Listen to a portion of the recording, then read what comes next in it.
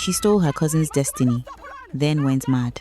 The day Chiamaka ran naked into the village square, screaming at people who weren't there, her mother nearly died from shock. Just 3 weeks earlier, Chiamaka had been the pride of the entire village. She was the girl everybody admired. The girl whose market stall always sold out first. The girl who had just won a fully funded opportunity that would take her overseas. The girl whose future seemed brighter than the morning sun. Then, suddenly, she started talking to herself. Then she stopped sleeping. Then she began laughing at empty corners. Then one afternoon, she picked up a broom, called it her husband, and spent 3 hours arguing with it. By the end of the week, Chiamaka no longer recognized her own mother. The villagers shook their heads. What a tragedy.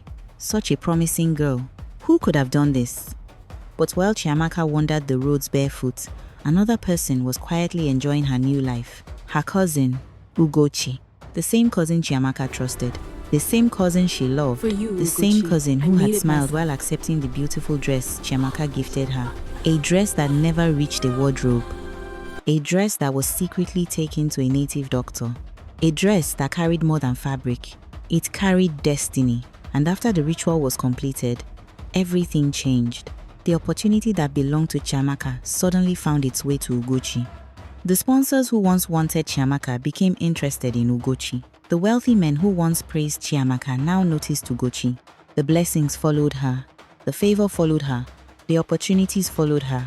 And she accepted every single one of them. Without shame, without guilt, without mercy.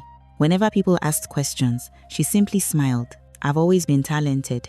I've always been special. People are only noticing it now. Soon, she traveled to places Chiamaka had dreamed of visiting. She attended events where Chiamaka's name had once been listed.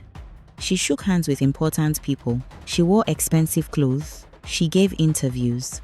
She smiled for photographs. And every time she succeeded, Chiamaka sank deeper into madness. Back in the village, Chiamaka's mother refused to give up. Every morning before sunrise, she walked to the sacred river. Every single day, rain or shine, she knelt at the riverbank. My daughter is innocent. Please help her. No answer. The next day she returned. Again and again and again. Weeks became months. Months became a year. Still she came. Her knees became bruised. Her voice became weak. But she never stopped begging. The villagers mocked her. Accept your daughter's fate. She's gone. Nothing can help her. But a mother's heart does not surrender easily. Then one evening, as the sun disappeared behind the trees, something happened. The river suddenly became restless. The water began vibrating. The surface started rumbling. The ground beneath her feet shook. The woman fell backwards in fear. Then a voice rose from the water. Deep, powerful, ancient. The stolen shall be returned. At that exact moment, hundreds of miles away, Ugochi collapsed during an important ceremony. People rushed to help her, but something was wrong. Very wrong. The confidence she had been carrying disappeared. The favor vanished. The opportunity stopped.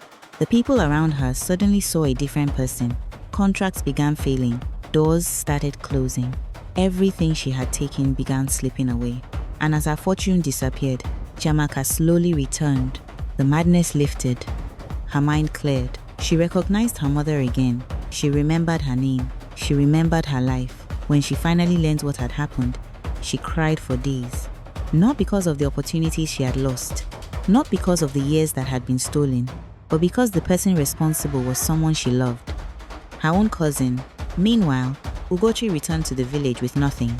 No opportunities, no success, no admirers, no stolen destiny, only regret. I know you learned a lot from my story. Now tell me one thing you learned.